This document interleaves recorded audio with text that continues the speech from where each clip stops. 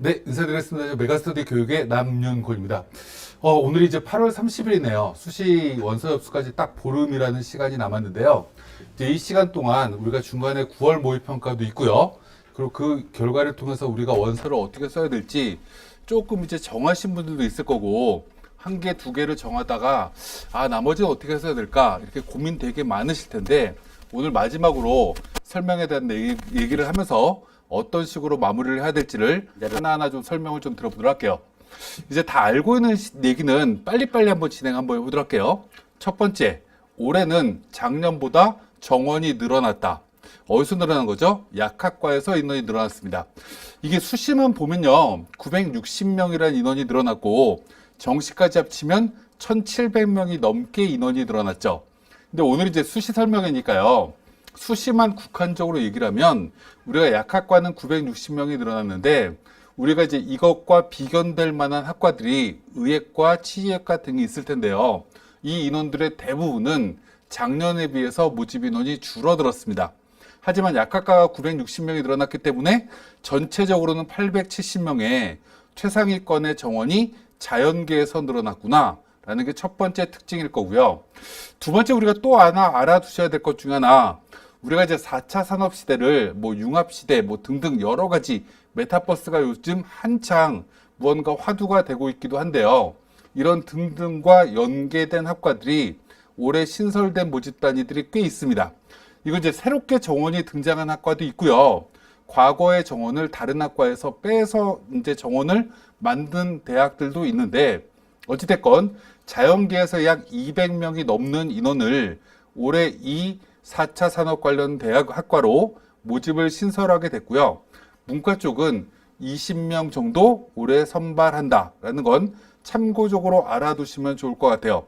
이렇게 새롭게 모집하는 학과들은 작년에 모집했던 결과가 없겠죠. 그래서 여러분들이 이 학과들은 어느 정도 위치를 점할 것인가에 굉장히 궁금증이 있을 텐데, 이거 나중에 한번 또 설명을 드리도록 하고, 이게 신설됐구나라는 정도만 알아두시면 좋을 것 같습니다. 올해 이제 가장 큰 화두 중에 하나는 교과 전형이 될 것 같아요. 작년에 선발하지 않았던 성대, 서강대 등의 대학들도 올해 처음으로 교과 전형으로 선발하게 되고요.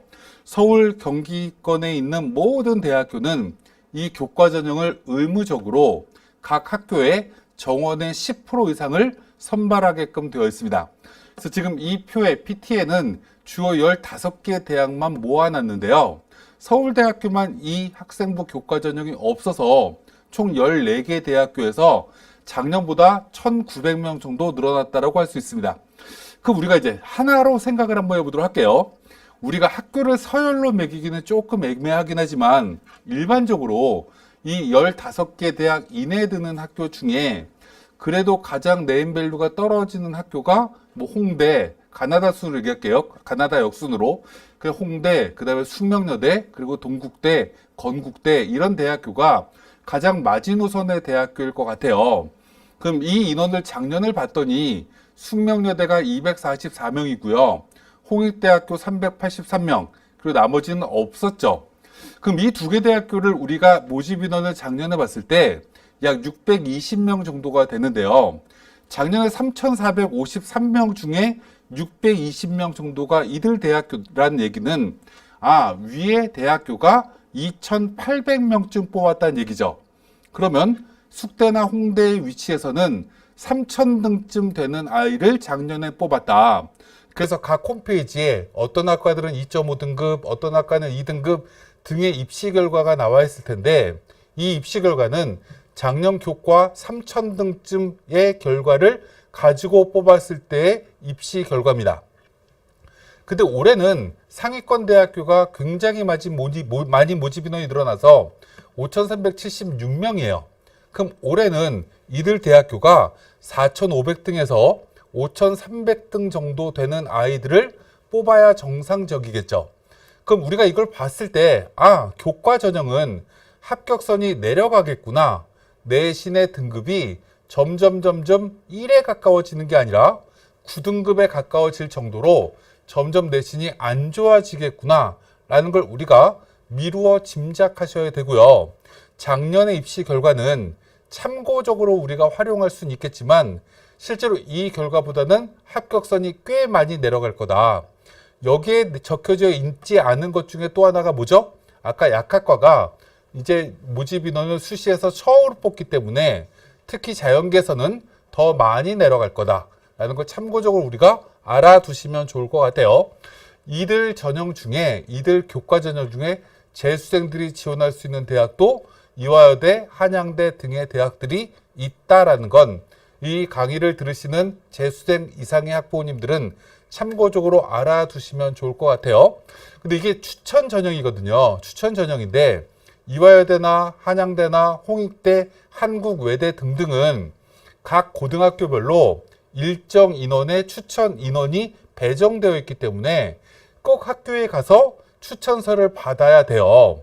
하지만 건국대학교라든지 아주대학교라든지 국민대라든지 일부 대학교들은 추천서 없이도 이 전형을 쓸 수 있거든요.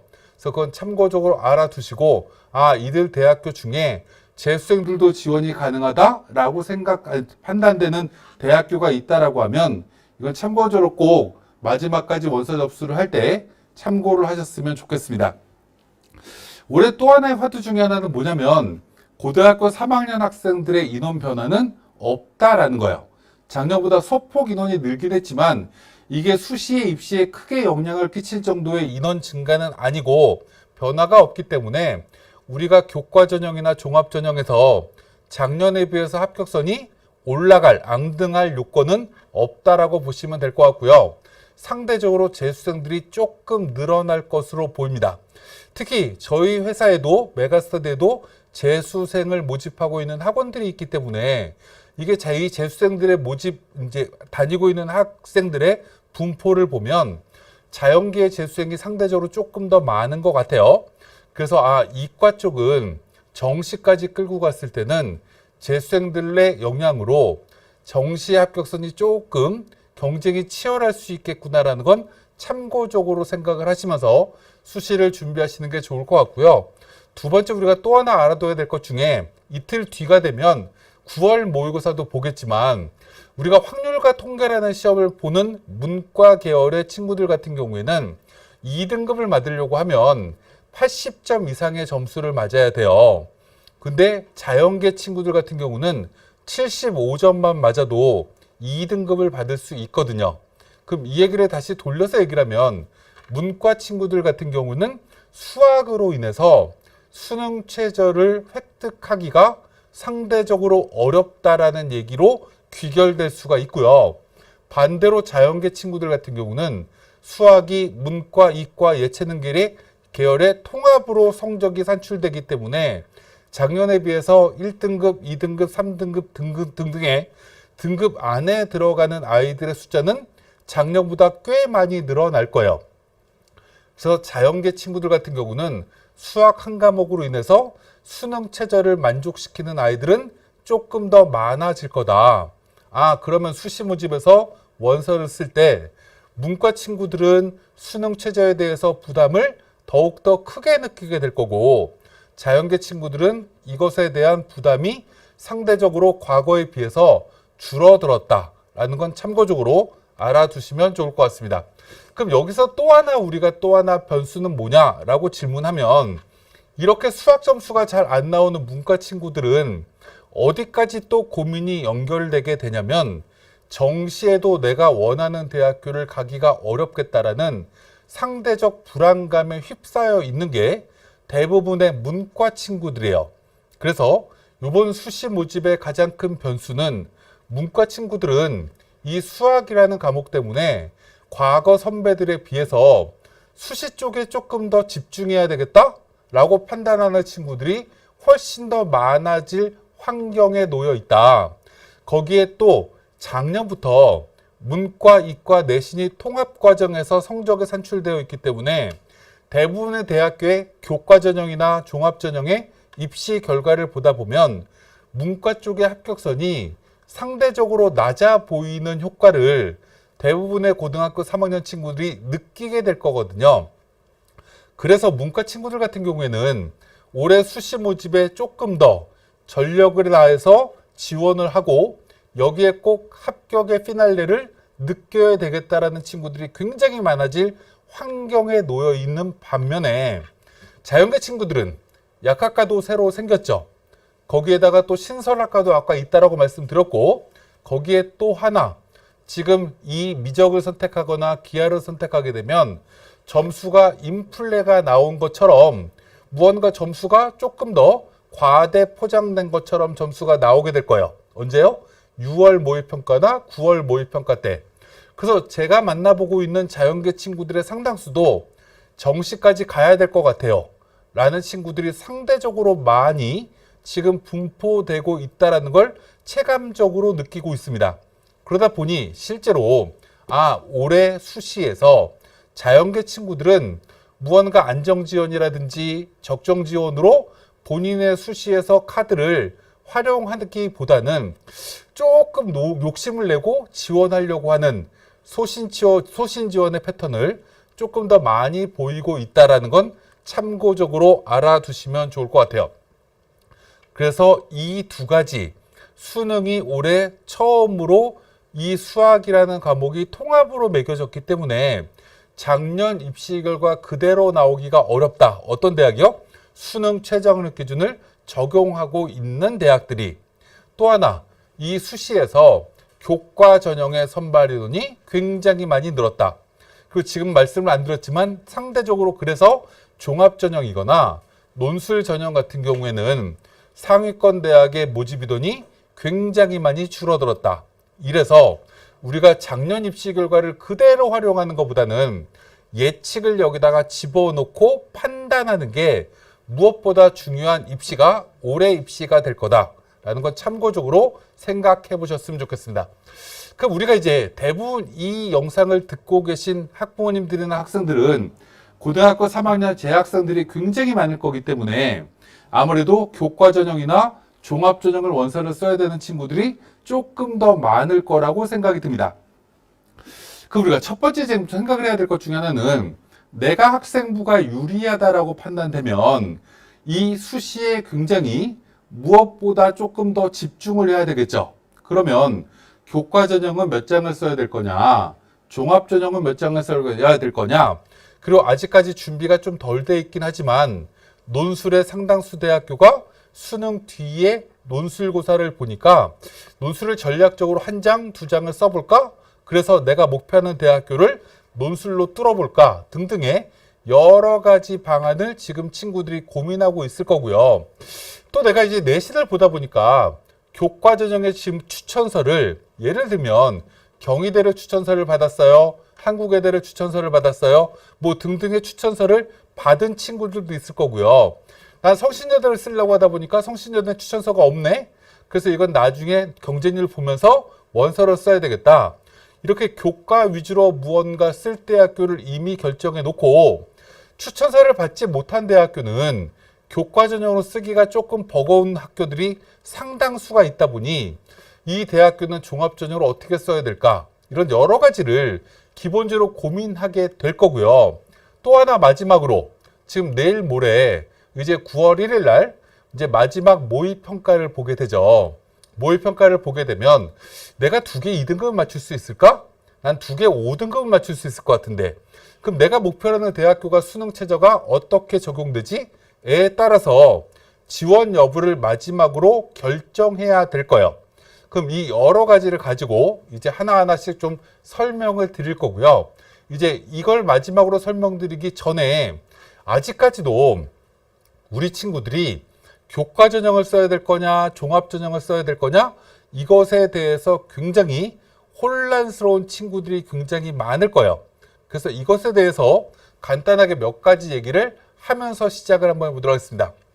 우리가 과거에는 학생부 종합 전형으로 선발하는 인원이 서울의 주요 대학교 15개만 딱 빼면 약 2만 명 정도를 뽑았어요.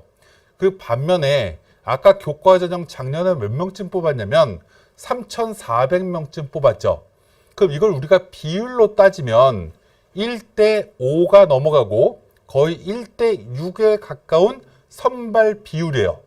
교과 전형을 한 명 뽑는다라고 하면 종합전형을 6명 뽑는 거죠. 그러다 보니까 작년에 고등학교 3학년 친구들까지는 상당수 친구들이 종합전형으로 원서를 써야 되겠다라고 생각하는 친구들이 다수였어요. 근데 올해는 이 교과전형이 아까 제가 말씀드렸지만 추천전형으로 바뀐 거죠. 그럼 예를 들어서 내가 동국대학교 추천서를 받았어요. 제가 한양대학교 추천서를 받았는데요. 제가 중앙대 추천서를 받았어요. 이렇게 추천서를 받은 친구들은 과거에는 교과전형으로 쓸까 말까를 고민했던 친구들이 아닌데 올해는 추천서를 받다 보니 이 전형으로 써야 되겠다라는 친구들이 굉장히 많이 넘어왔을 겁니다. 그래서 교과전형의 선발 인원이 늘어난 만큼 쓰려고 하는 친구들도 그만큼 늘어날 거다라는 게 하나의 팩트가 될 거고요. 반대로 교과전형을 이렇게 아이들이 많이 쓰게 되면 상대적으로 종합전형 인원이 꽤 많이 줄었거든요.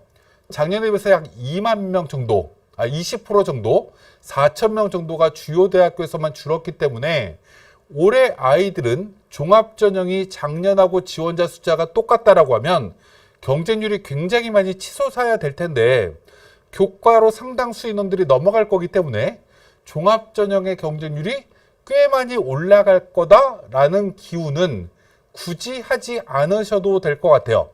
그러면 내 입장에서 어떤 게 더 유리할 거냐라는 걸 우리가 기본적으로 생각하면서 원서를 써야 되겠죠. 그럼 첫 번째 화두를 한번 던져보도록 할게요. 우리가 과거에는요, 학생부 종합전형을 쓸 때 이런 얘기를 되게 많이 했어요. 학교를 본다, 특목고가 유리하다, 뭐 등등을 굉장히 많이 얘기했습니다. 작년까지는 특목고 아이들이 굉장히 유리했다라는 말은 그대로 이어졌던 전통이에요. 근데 작년에 처음으로 시작이 된 게 뭐냐면 우리 아이가 예를 들면 이 근처에 휴경여고를 다녀요. 또 아니면 이 근처에 예를 들어서 다른 어떤 고등학교를 다녀요. 라고 이제 경희고등학교를 다녀요. 경희여고를 다녀요. 이런 고등학교를 다니게 되면 대학이 판단할 수 있는 근거가 굉장히 제약적이었습니다. 어떤 학교들만 우리가 알 수 있었냐면 작년까지는 저 학교는 자사고구나. 저 학교는 일반고네. 저 학교는 외고야. 이런 것까지만 우리가 알 수 있었어요. 다시 얘기하면 일반고냐 특목고냐 이 분류는 명확하게 확인이 됐습니다. 근데 올해부터는 이것도 확인하려고 하면 굉장히 노력이 필요한 입시로 바뀌었어요. 왜요?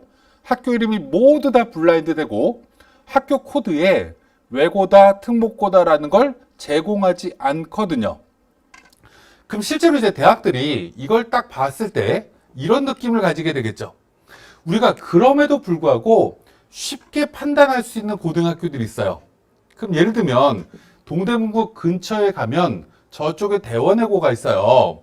대원외고라는 학교는 대학에서 지원을 하는 순간 야 얘는 외고 아이다 라는 건 기본적으로 알 수 있습니다. 어떤 기준으로 알 수 있냐면 일반고에서 예를 들어서 중국어와 관련된 걸 배워봐야 중국어 1, 이제 조금 더 깊이 배워봐야 중국어 2, 이 정도까지밖에 안 배워요. 근데 이 학교들은 뭐 중국어 듣기, 중국어 회화, 뭐 등등등등 여러 가지 심화 과목들을 거기서 배우죠. 이건 외고에서만 배우는 거예요. 그 우리가 대학들이 봤을 때는 야, 이건 외고다, 국제고다 라는 건 학교 이름을 지우더라도 바로 판단이 가능합니다. 반면에 예를 들면 대광고등학교가 자사고예요. 작년까지는 자사고라는 코드를 부여했기 때문에 대광고인지는 모르겠지만 자사고다라는 건 알았어요. 근데 올해는 코드를 지워버리면 대광고등학교인지 과학중점학교 다른 일반 고등학교인지를 전혀 판단하기가 어려워집니다. 그럼 이 기준으로 기본적으로 봤을 때 올해 학생부 종합전형은요. 문과 쪽에서는 외고나 국제고 등과 같은 특목고 아이들을 선발하는 데는 분류를 하는데 대학이 별로 어려워하지 않는다. 반면에 특목고의 상당수 인원을 차지하는 자사고는 대부분 자연계의 학생 숫자가 굉장히 많죠. 근데 이 자사고는 이제 일반고의 과학 중점 학교랑 구분할 수 있는 코드를 찾기가 쉽지 않다라는 겁니다. 그래서 올해 이제 특히 자사고라든지 조금 이제 이 자사고들 중에 공부를 조금 하는 학교들은 학종으로 원서를 쓰려고 하는 게 아니라 수시가 아닌 정시 쪽으로 노리려고 하는 학교들이 점점 늘어나고 있다. 특히 아까 얘기했지만 여기에 또 하나 미적이나 기하 성적이 잘 나오다 보니 학생들도 학종으로 과거에 우리 선배들이 4등급만 맞으면 건국대는 갔는데 이런 무언가의 과거의 이력을 올해 활용하기가 어렵다라고 판단돼서 정시로 쓰려고 하는 애들이 점점 늘어났다라는 겁니다. 그럼 우리가 과거 정보를 볼 때 문과 쪽은요, 외고나 이 국제고의 영향력이 그대로 유지될 거다. 반면에 자연계 같은 경우는 이런 자사고의 상당수가 이제 학생부 종합전형의 베네핏이 사라질 가능성이 굉장히 높기 때문에 자연계 친구들은 학생부 종합전형의 이 경쟁률이 꽤 많이 떨어질 거다라는 건 하나 참고적으로 생각하셨으면 좋겠다라는 생각이 들고요. 나머지 여기 있는 내용들은 다 알고 계실 거기 때문에 이제 넘어가면서 이제 본격적으로 교과부터 시작을 한번 해보도록 하겠습니다. 우리가 이제 마지막으로 좀 점검해야 될 것 중에 하나가 이런 게 있어요. 우리가 첫 번째 이제 예를 한번 들어보도록 할게요. 첫 번째 이 표를 보면 대학이 발표한 자료입니다. 고려대학교, 한양대학교가 위에 두 개로 나열되어 있는데 이 특이하게 문과, 인문계열에 가장 내신이 좋았던 학과는 고려대나 한양대나 1.33등급이에요. 근데 최저 등급을 보니까 고려대는 2.22, 문과는 이제 한양대는 1.97이죠. 그러면 제일 낮은 학과, 내신 성적이 제일 낮았던 학과는 어느 대학교가 그나마 더 좋은가요? 라고 질문하면 한양대가 더 우수한 아이들이 들어온 거죠.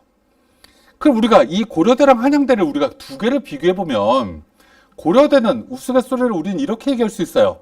나중에 대학에 입학하면 학교 과잠바를 뒤에 호랑이가 그려져 있는 옷을 입고 다녀요. 한양대는요, 사자가 그려져 있는 학교 과잠바를 입고 다니죠. 야, 우리나라는 전통적으로 호랑이를 좋아했는데 작년에는 사자를 더 좋아했나? 이렇게 판단하실 수 있어요. 이 내신만 보면. 자연계는 그 격차가 더 심하죠. 한양대는 1.99가 최저 등급인데요. 저쪽에 고려대는 2.55 등급이 들어간 아이들도 있어요. 한양대가 훨씬 더 좋은 학교인데요. 이렇게 얘기할 수 있어요. 교과 전형으로만 보면.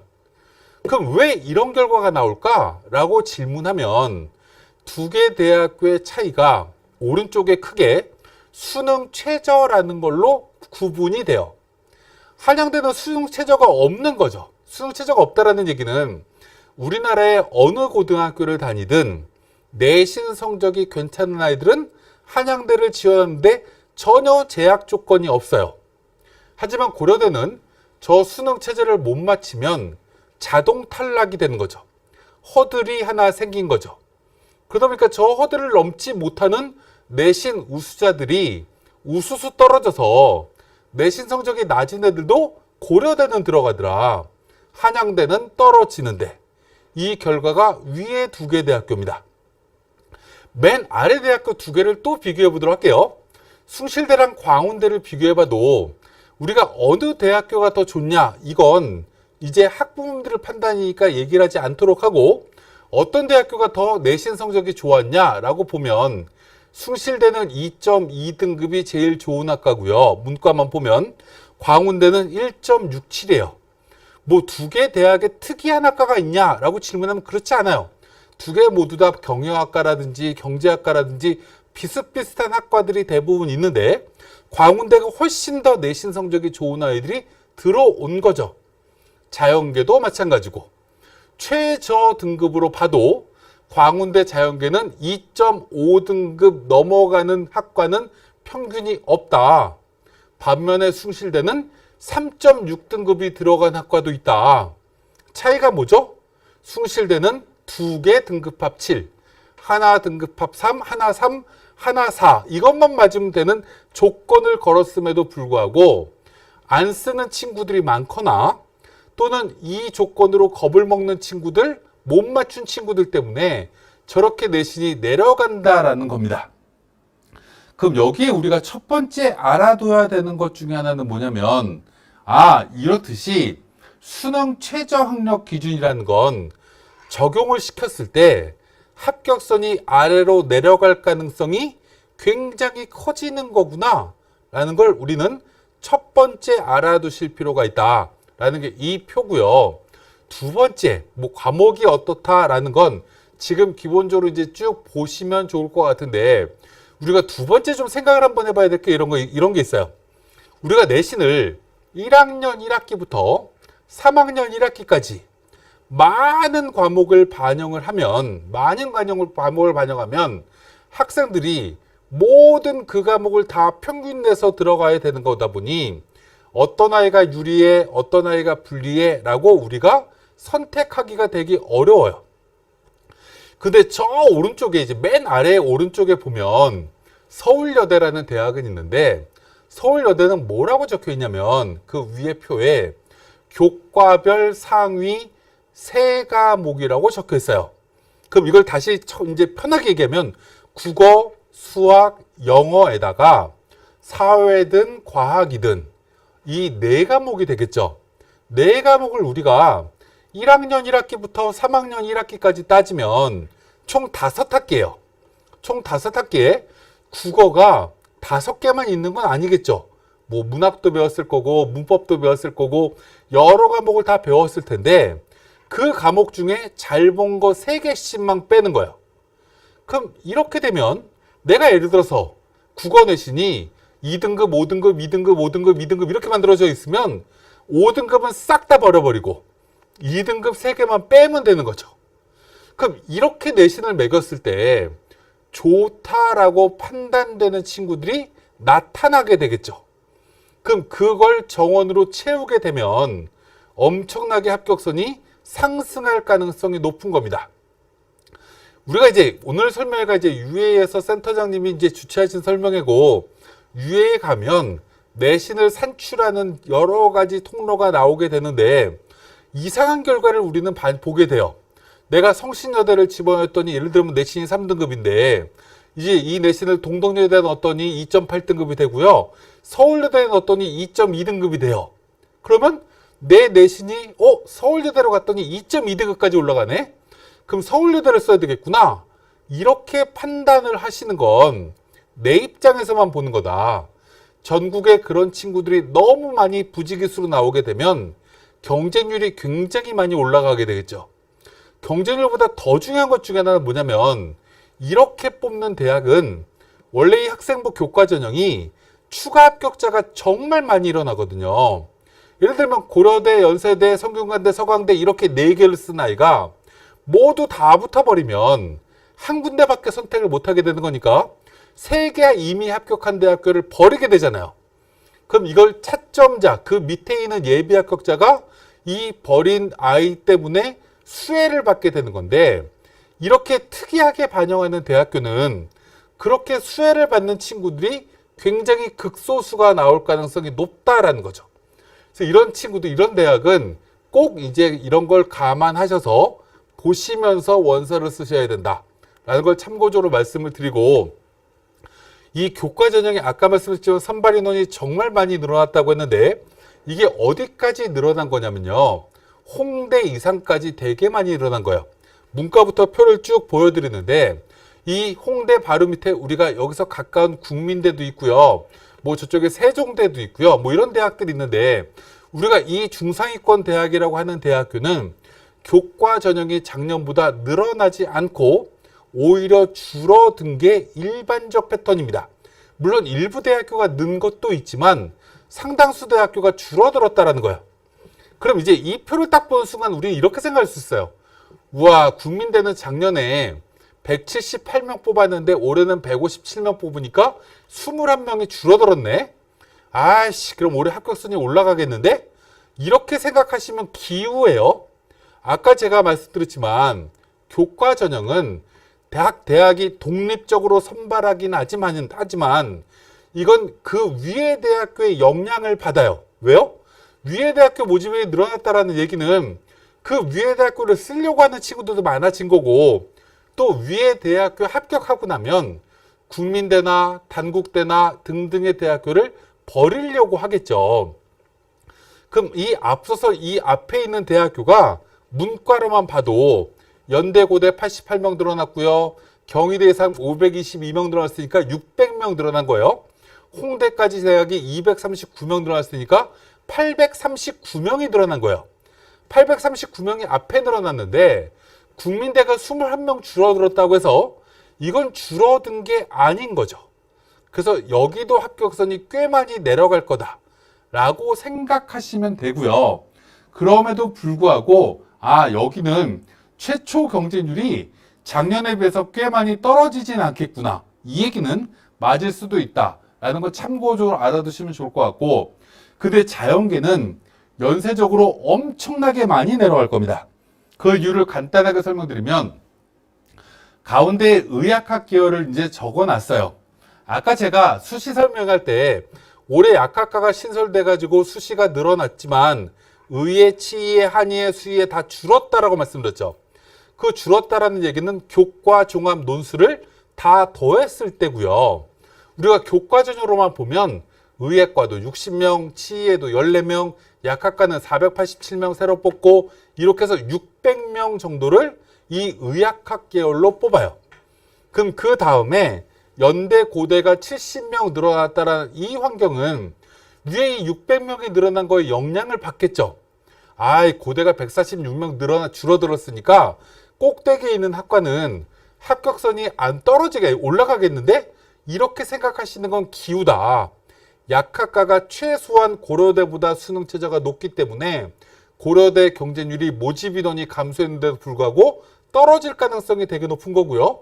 작년에는 2.5등급이 들어간 학과도 있었는데 올해는 내려갈 가능성도 있다라고 보시면 될 것 같고, 나머지 상위권도 꽤 많이 모집 인원이 늘어났고 계속 이렇게 모집이 늘어났기 때문에 특히 자연계열은 합격선이 꽤 많이 내려갈 거기 때문에 우리가 2부에서 배재고등학교 선생님께서 작년 입시 결과를 가지고 이제 여러 가지 설명을 드릴 텐데, 자연계는 특히 합격선이 꽤 많이 내려갈 거라는 건 참고적으로 확인하시면 좋을 것 같아요.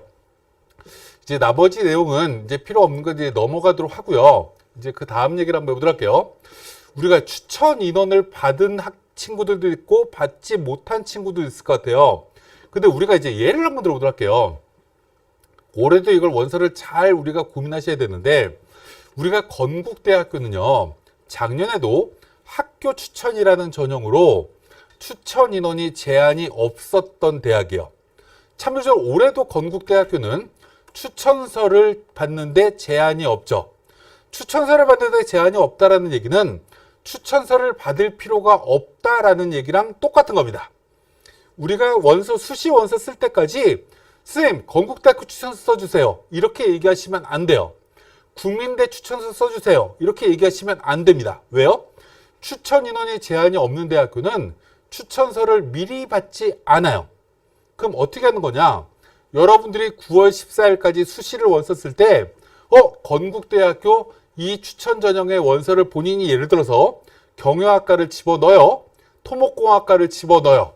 내가 예를 들어서 어느 고등학교 경희여고를 다니는데 이렇게 원서를 집어넣는데 건국대학교 우리 학교에서 건국대 추천 전형의 원서를 집어넣은 아이가 6명이야. 그러면 건대에서 이 9월 14일 날 원서 접수가 끝난 다음에 9월 15일, 16일 날 학교에다가 공문을 보내요.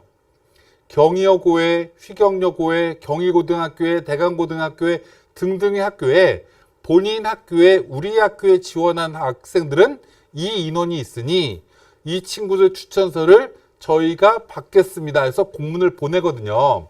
그럼 그때 선생님들이 알아서 쓰는 거기 때문에 이건 지금 추천서가 필요 없는 거다. 반면에 동국대학교는 5명 추천 이렇게 써 있죠. 그죠? 5명 이내 이렇게 써 있어요. 그럼 동국대는 추천서를 받은 친구만 지원이 가능한 거죠. 우리가 생각해 보면 추천 인원이 제한이 없는 쪽이 경쟁률이 높을 거라고 생각하는 게 일반적이잖아요. 누구나 다 지원이 가능하니까. 반면에 동국대는 5명밖에 지원이 안 되니까 경쟁률이 낮아야 정상인 거죠. 근데 작년에 경쟁률을 딱 봤더니 제한 인원이 없는 건국대학교는 3,662명 지원했어요. 근데 동국대는 5명씩밖에 지원서 추천서를 안 줬는데 3,747명이 지원을 했어요. 어디가 지원자가 더 많죠? 동국대가 더 많죠. 아씨, 우리나라가 아직까지 불교 신자가 더 많나? 이런 생각하시면 안 됩니다. 어느 대학이나 다 마찬가지로 이렇게 나타날 거예요. 왜 그러냐? 내가 힘들게 추천서를 받잖아요? 그러면 이 추천서는 꼭 활용해야 될 것 같아요. 아, 내가 이 학교를 추천서를, 선생님, 저 동국대 추천서 써주세요. 한국외대 추천서 써주세요. 경희대 추천서 써주세요. 해갖고 추천서를 받았어요. 그럼 이거는 꼭 써야 될 것 같은 거죠. 그래서 받은 애들은 다 쓴다. 반면에 건국대처럼, 국민대처럼, 서울교대처럼 추천 인원이 제한이 없는 학교는 아, 이거 제한이 없으니까 경쟁률 되게 높을 것 같은데 여기 작년 입시 결과 보니까 내신 성적도 되게 좋은 애들이 들어왔어. 아, 여긴 가능성이 없겠구나 라고 해서 내 장바구니, 내가 지원하려고 하는 대학의 이름에서 제외시켜버린다는 거죠. 그래서 이쪽이 경쟁률이 더 낮을 가능성이 되게 높아요. 그래서 추천 인원이 제한이 없는 대학의 이 교과 전형은 마지막까지 경쟁률을 잘 보시면서 이 경쟁률에 따라서 움직이셔야 된다라는 걸 교과 전형에서 또 하나 말씀을 드립니다. 최저가 얼마나 맞추기 어렵냐라는 걸 극단적으로 설명 한번 들어보도록 할게요. 이게 고려대학교예요. 작년에 6.36 대 1, 이제 두 번째 지원자에 나와 있죠. 결시율, 올해도 면접이 있고 작년에도 면접이 있는데 20%가 면접을 안 봤대요. 그럼 6.36 대 1에서 경쟁률이 실제로는 한 5 대 1쯤 됐겠네요. 5 대 1쯤 됐는데 수능 최저를 맞춘 아이들이 58.8%래요. 그럼 42%에 가까운 친구들은 수능 최저를 못 맞춘 거죠. 그래서 약 경쟁률이 2.8 대 1로 떨어진 거고, 오른쪽에 있는 노란색은 뭐냐면 붙은 애들이 모두 다 이 대학에 등록금을 내냐? 그렇지 않은 거죠. 고려대 위에 있는 대학이 문과로 해봐야 서울대밖에 없고, 연세대학교 고대보다 조금 더 좋은 학과에 붙으면 이동하는 일부 애들밖에 없는데도 한 바퀴가 돌더라. 그죠? 지금 작년에 1,080명이 이동했다라는 얘기는 한 바퀴 가까이가 돈다라는 거죠. 어디 가요? 경영부터 한문학과까지, 문과, 자연계, 맨 꼭대기에 있는 사이버국방은 없지만, 예를 들어서 그 다음에 화공생명공학과부터 간호학과, 뭐 이제 예를 들어서 가정교육학과까지 모두 다 평균을 내면 한 바퀴가 돌더라. 그럼 인기학과는 더 돌 가능성이 더 높죠. 하위권 학과는 좀 덜 돌더라도. 반면에 상위권 학과는 최저를 잘 맞추겠죠. 하위권 학과는 최저를 못 맞출 거고. 이래서 2.2 등급이 들어가는 학과도 생기고 2.5 등급이 들어가는 자연계 학과도 생긴다. 그래서 수능 최저가 적용되는 대학교를 맞출 수 있으면 쓰시는 게 의미가 있다. 라는 거 참고적으로 보시면 좋을 것 같고요. 그래서 그 다음 얘기를 또 한번 해보도록 할게요. 그래서 우리가 두 개를 한번 비교를 한번 해보도록 할게요. 동대문구에서 두 개 대학교 어디가 더 가까울까라고 하면 우리가 독인 객인이라고 얘기할 수도 있을 것 같아요. 인하대학교, 아주대 모두 다 공대가 되게 유명한 학교라서 자연계 모집 단위로 이렇게 정리를 한번 해봤어요. 인하대학교 제일 높았던 학과가 전자공학과 1.89 등급이고요. 아주대는 간호학과가 작년에 제일 높았대요. 맨 아래쪽에 보니까 수학교육과는 인하대학교 4등급이 합격자 평균이에요. 그럼 실제로는 이게 4.5등급이 최저일지, 5등급이 최저일지, 6등급일지는 우린 몰라요. 그죠? 합격자 평균이 4등급이니까. 근데 아주대는 2.58등급으로 끊겼어요. 그럼 이거는 3등급 밑으로 내려갈 가능성이 별로 없는 거죠. 상위 80% 평균이니까. 두 개 대학교 어디가 더 좋냐라고 비교하면 큰 차이가 없다라고 우리가 볼 수 있는데 왜 아주대가 훨씬 더 내신 성적이 좋은 애들이 더 많이 들어갔을까? 라고 우리가 생각해 보면 수능 최저의 영향이다.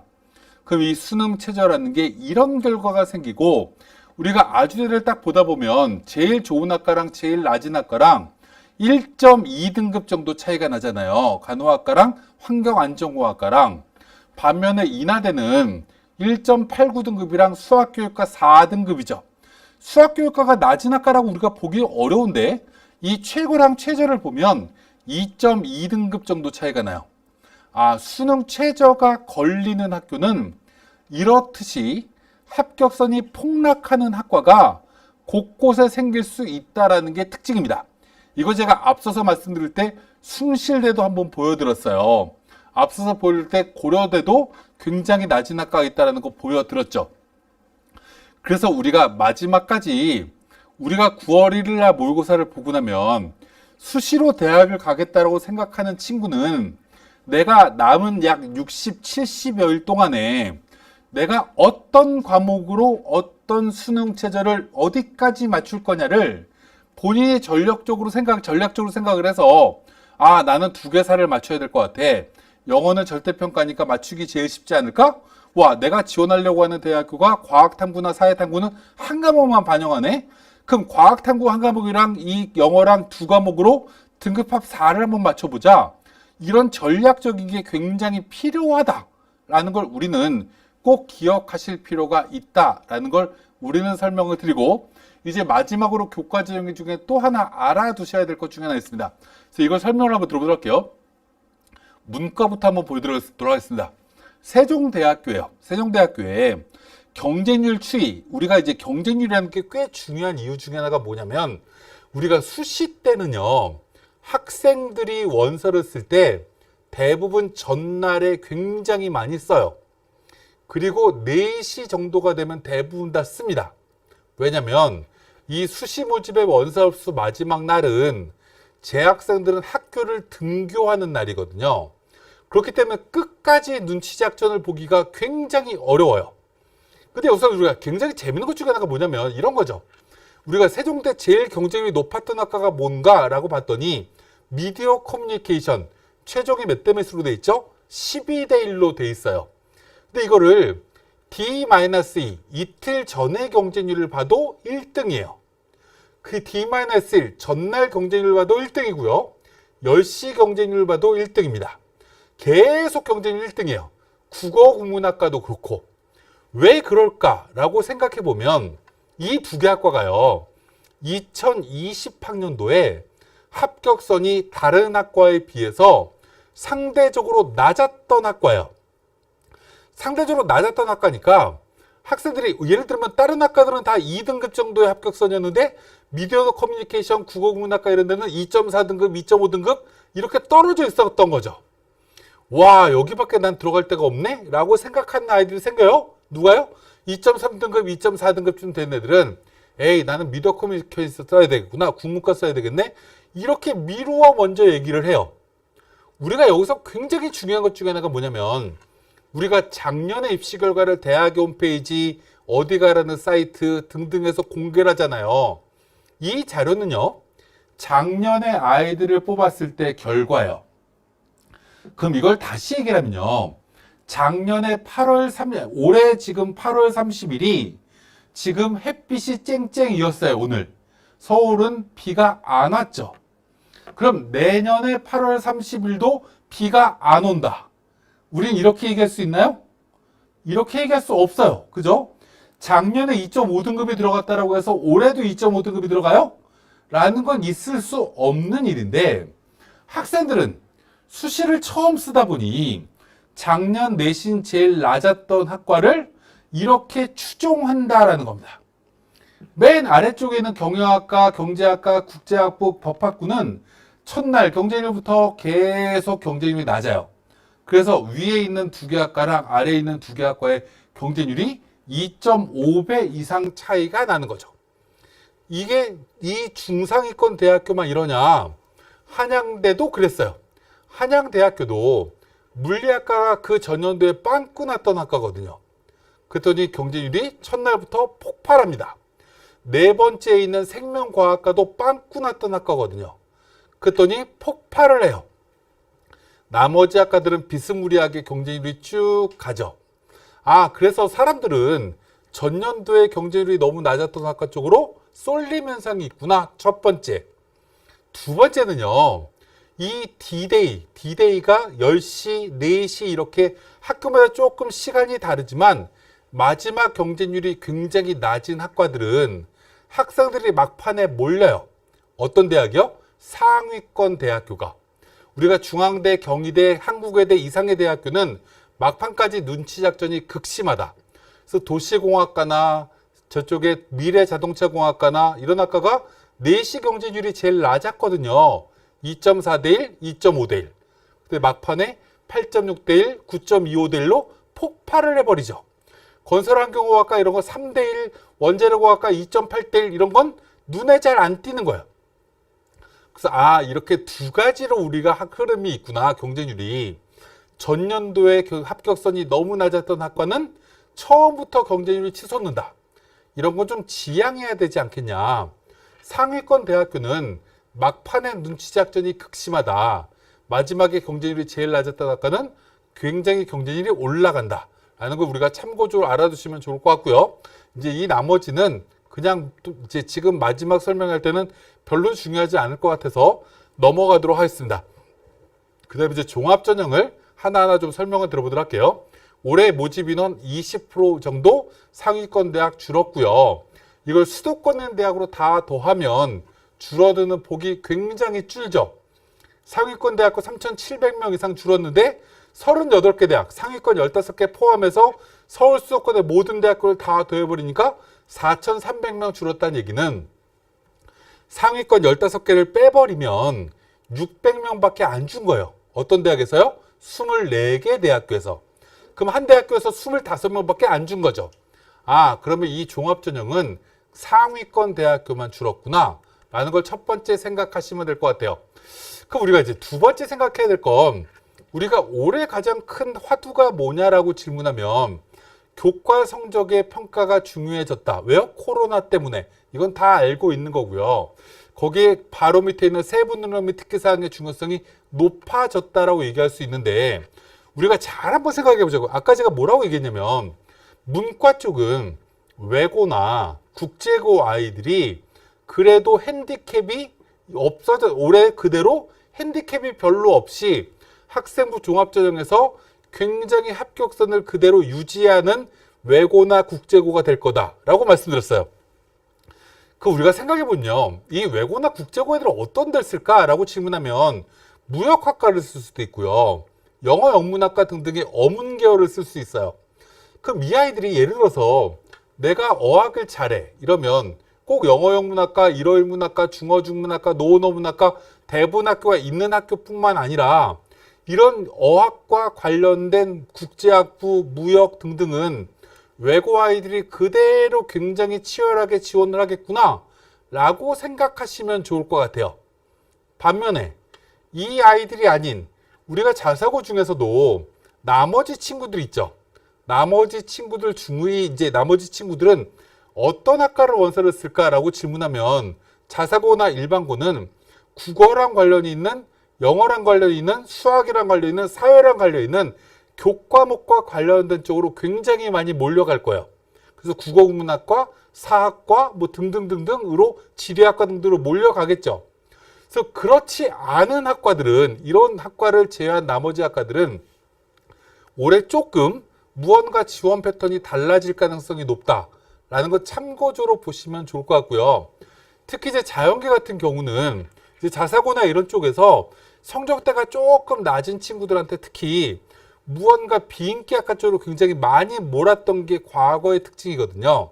근데 올해는 이제 자사고를 대학이 확인하기가 상대적으로 과거보다 어려워졌기 때문에 이런 건 참고적으로 우리가 무언가 고민하셨으면 좋겠다라는 말씀을 기본적으로 드리면서 종합전형에 대해서 이제 마지막으로 좀 알아둬야 되는 것 중에 하나는 뭐냐면 그냥 기본적으로 이런 거죠. 우리가 원서를 기본적으로 쓸 때 학생부 종합전형을 판단할 때는 두 가지로 아이들이 판단을 해요. 첫 번째, 아까 제가 말씀드렸지만 학생들이 수능까지 준비하려고 하는 친구들이 굉장히 많다. 나는 정시까지 끌고 가야 되겠다라고 생각하는 친구들이 굉장히 많아질 거다. 어디에서요?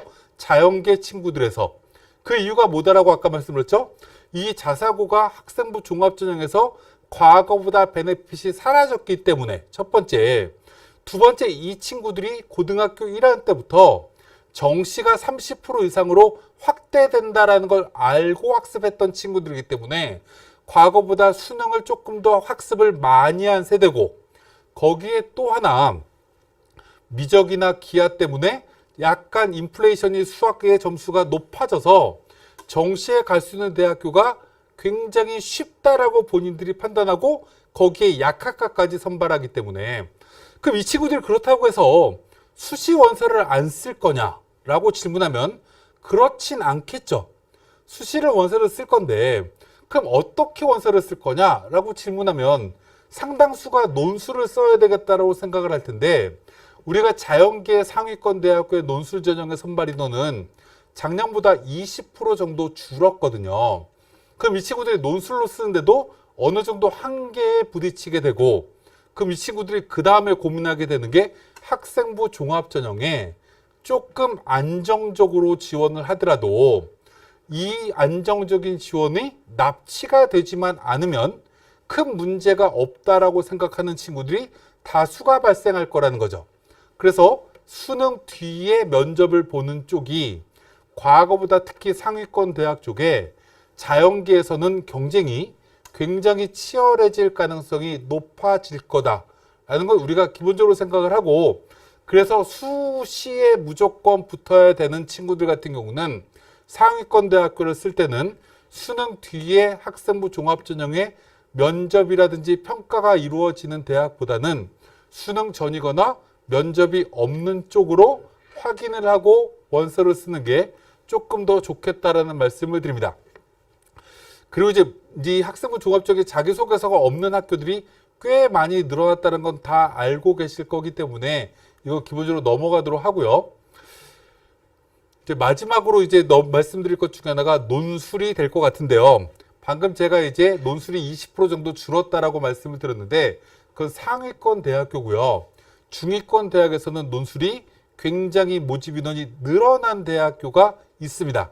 그 대표적으로 가천대 때문에 수도권 소재 대학교가 모집 인원이 과거보다 꽤 많이 늘어났다라고 우리가 보여지고, 이제 고려대 세종도 논술을 올해 처음 실시하기 때문에 이 논술에 대해서 어느 정도 이제 모집 인원이 과거랑 유지된다라고 기본적으로 보여지는데, 우리가 참고적으로 확인하셔야 될 것 중에 하나가 이런 겁니다. 아까 제가 처음에 서두에 말씀을 드렸지만 올해 가장 큰 화두 중에 하나는 고등학교 3학년 친구들의 재학생 숫자는 작년과 올해 인원에 큰 변화가 없다라는 게 첫 번째 특징인 반면에, 두 번째, 재수생들은 문과 쪽의 재수생 숫자는 늘어나지 않은 것처럼 보이는데 자연계 쪽에서는 재수생 숫자가 조금 늘어난 것처럼 보입니다.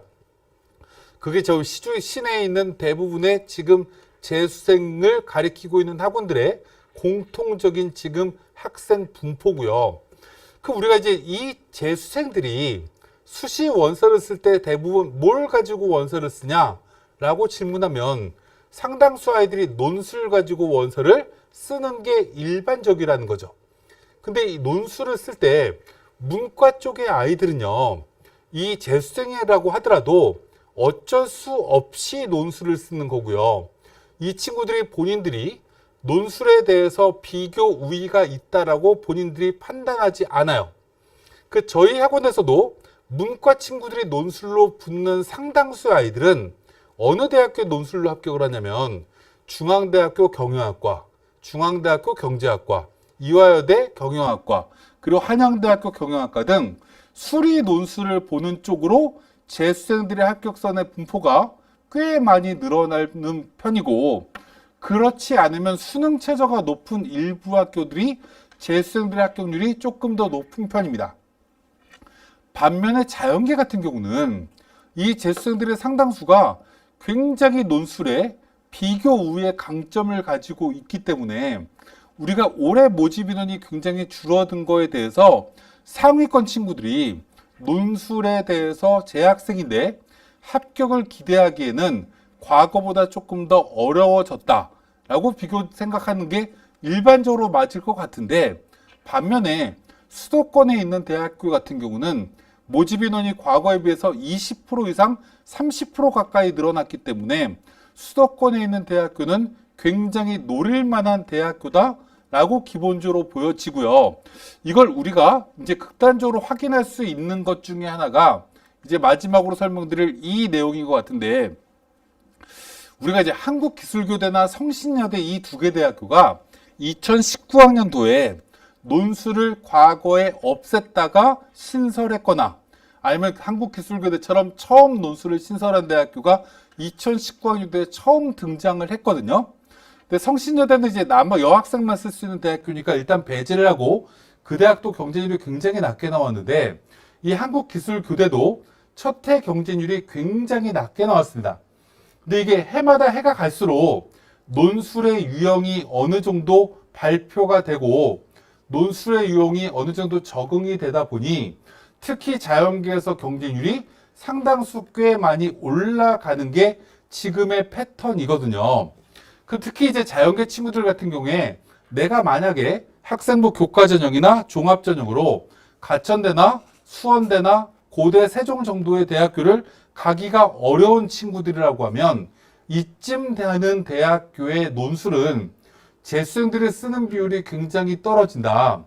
그래서 이제 재학생들끼리 경쟁이고, 올해 이들 대학교의 대부분의 문항들은 공통 수학에서 수학원 수학2에서 문제가 출제되는 게 일반적이기 때문에 여러분들이 수능 준비를 마지막까지 수학에 대해서 준비를 착실히 해 나간다라고 하면 생각보다 굉장히 합격의 기회를 노릴 수 있는 좋은 기회가 될 수 있는 게 이 논술이 되지 않을까라고 생각이 듭니다.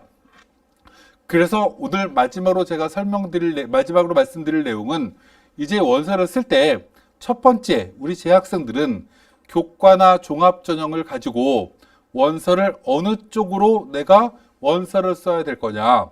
첫 번째, 추천을 받은 대학교가 있다라고 하면 추천을 받은 대학교는 무조건 원서를 써야 되겠죠. 학교의 다른 학생들을 제치고 내가 추천서를 받은 거기 때문에 그 대학교를 쓰는데, 추천을 못 받은 대학교라고 해서 그 대학교는 모두 다 추천 전형의 지원이 불가능한 건 아니다. 건대나 국민대 등의 대학교는 추천 인원에 제한이 없기 때문에 이들 대학교는 본인들이 추천을 받지 않더라도 9월 14일까지 원서를 집어넣으면 자동적으로 학교에서 추천서가 대학으로 제출된다. 그러니까 이들 대학교까지 교과전형으로 원서를 어떻게 쓸 것인가, 이런 걸 하나하나 작전을 세우셔야 되는데, 이 작전을 세우실 때는 내가 수능 체제를 어디까지 맞출 수 있느냐, 이게 첫 번째인 거고요. 두 번째, 9월 14일 날 경쟁률은 어떻게 움직일 것인가. 우리가 작년에 입시 결과가 너무 낮았던 학과를 골라서 쓰다 보면 가장 경쟁률이 높은 학과로 자리매김할 가능성이 너무나 높기 때문에 그런 학과를 지향하고 마지막까지 경쟁률을 좀 보셨으면 좋겠다라는 걸 기본적으로 토대로 하고, 나머지를 종합 논술로 어떻게 안배할 것인가를 하나하나 고민하신다라고 하면 올해 좋은 결과가 있으실 거로 이제 판단이 들고요. 저는 이 정도로 8시가 됐기 때문에 마무리를 하도록 하고 이제 2부 선생님께 마이크를 넘겨드리도록 하겠습니다. 감사합니다.